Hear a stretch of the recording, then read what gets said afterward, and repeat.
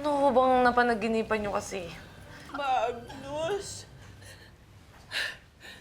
kahit nakasara yung nakamata ko, nakikita ko pa rin yung lisik ng mga mata niya. Tapos, naririnig ko pala yung demonyo niya tawa. Tapos, pakiramdam ko, andyan lang siya, oh. At saka yung mga tao niya para hanapin kami ng anak ko. Tapos parusahan uli eh. Nakatikim ako ng impyerno sa mga kamay ng hayop na yun eh. Ayoko na maulit. Hindi ko kaya eh. Ayoko.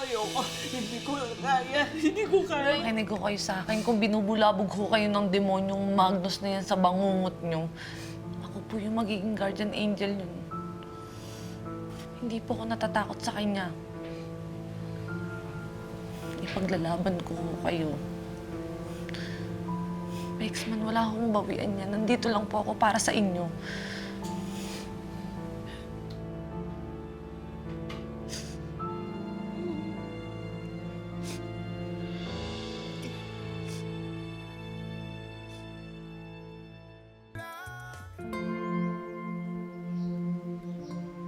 I'll see you again next session, Miss Luisa. Sige po.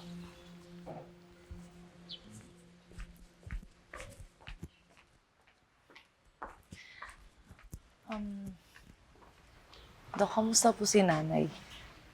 I'll be honest with you, Miss Greta.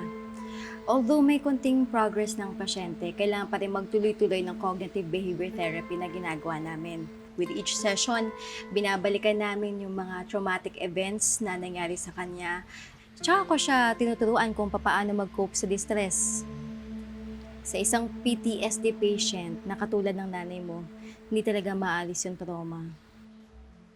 Ang pwede lang gawin sa ngayon ay i-manage ang symptoms para maiwasang ma-agitate ulit yung pasyente. Kaya importante na hindi ma-stress yung nanay mo.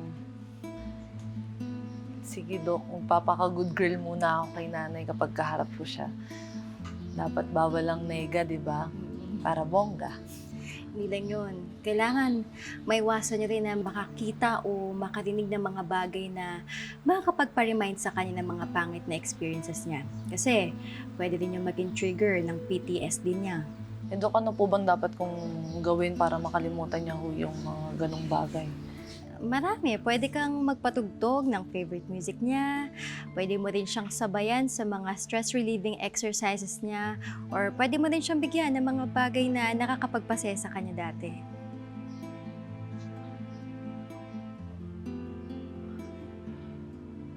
May naisip na ako, Dok.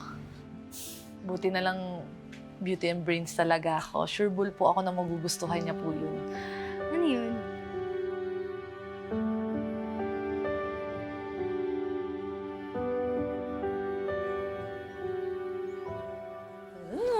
Naku, saan mo ba ako dadalhin, bata ka? Basta, ito, saglit lang. Malapit na po. Okay, muna kayo dito. Saan? Kanan. Kanan? Kanan. Upo. Ayan, kalma. Ayan. Oh, wait lang. Wait. Close your eyes. Close your eyes pa din. 1, 2, 3! Ah, di ba? Ang bongga, di ba? Ang ganda. Padala ba ito ng anak ko? Opo. Pinabili niya po sa akin yan kasi ang sabi niya ho, mahilig daw po kayong manahe. Ay, naku. Kilalang kilala talaga ako ng anak ko. Kaya dapat, palagi na po kayong mag-smile ha. Kasi dapat, bawal ang nega, nakakatsaka. Dapat good vibes lang para bongga. Paano mo alam yan? Kami lang ng anak ko nagsasabi niyan eh.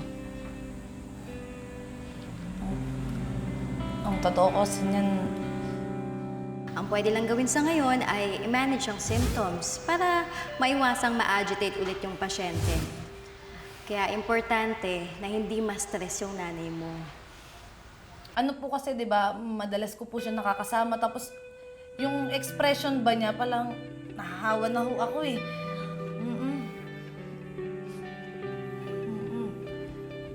Ganda, no? Ganda-ganda.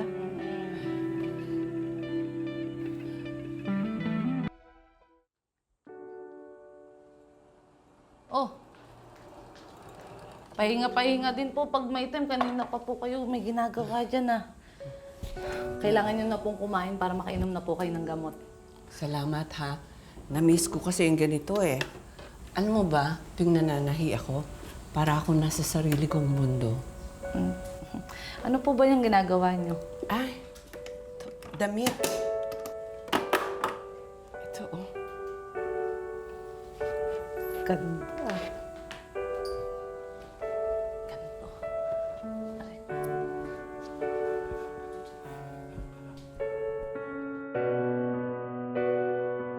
Ganda. Ayan, oh. Pak.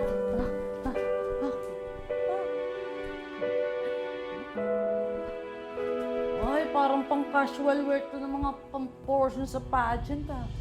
Ang tunay na kagandahan ay wala sa panlabas na kaanyuan, kundi nasa paglabas ko ng pintuan! And I thank you! Ay! Wow! Ngiti ba yung nakikita ko? Naku, rampa lang naman pala ng magandang dilag yung makakapagpa-good vibe sa'yo eh. Oh. Diba? Ay, isa pa nga. Ika to. Aray ko, aray ko, aray, aray. Sakit. Wag! Gigi, anak! Naku, huwag niyo sasaktan ang anak ko! Huwag niyo sasaktan si Gigi! Wag! Huwag yung anak ko! Ako na lang! Huwag yung anak ko! Parang awan niyo na! Huwag yung anak ko! Po. Gigi! Gigi! Gigi! Po. Wag! Huwag niyo! Huwag niyo saktan ang anak ko! Huwag niyo saktan yung anak ko! Wag! Ligtas naman po kayo dito eh. Hindi na po kayo masasaktan ulit kasi nandito na po ako. Hindi! Hindi! Gusto nila patayin si Gigi, yung anak ko! Gusto nila patayin yung anak ko! Nurse! Oh! Nurse! Gigi! Kailangan tulungan mo si Gigi! Tulungan mo si Gigi, yung anak ko! Parang awa mo na! Ma'am, kalma lang po. Sasaktan nila yung anak ko eh! Upo muna Yung po anak tayo ko! dun, ma'am. Upo Gusto muna nila po tayo. patayin yung anak ko! Upo muna po kayo. Ano po bang nangyari? Ba't na-trigger na naman si Ma'am Luisa? Nurse, kunin mo saglit yung gamot ni Ma'am. Yun ko. Kasi kanina okay naman po siya, nakangiti pa nga po siya. Tapos may bigla lang po siya naalala. Yung Kalma lang anak po, ko! kalma lang po. Ito po, inom po kayo. Inom muna po kayo ng gamot.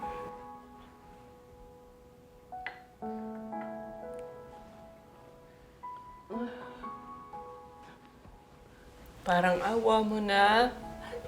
Dalhin mo na ako sa anak ko si Gigi. Kasi gusto ko makita na ligtas siya talaga.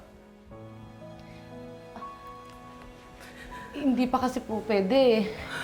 Alam mo, kung talagang kakampi ka namin at kaibigan, pagbibigyan mo ako doon sa hiling ko, di ba? Sige na. Ayoko na mahiwalay sa anak ko eh. Hindi ko na po kayang matiis na makita si Nani na nahihirapan.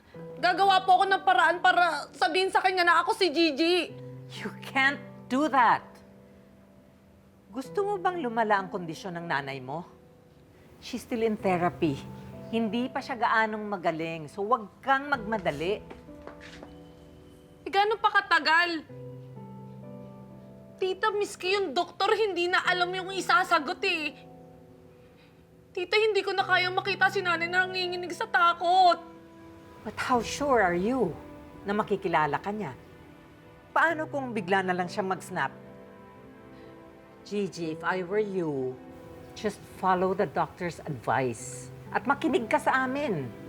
Makinig? Tita, nagawa ko ng makinig sa inyo. Muntik ko nang ipatanggal yung life support ng nanay ko at muntikan na rin siyang mamatay. But she didn't. Gigi, don't be stubborn. Mas madadali ang paggaling ni Luisa sa mental health niya kung susundin natin ang procedure. Wala na akong pakialam sa procedures na yan. Mas kilala ko ang nanay ko. Mas gagaling si nanay kapag nalaman niya na andito na yung anak niya. Sorry, tita, ha? Pero this time, yung desisyon ko naman ho yung masusunod at nakapag-desisyon na ako.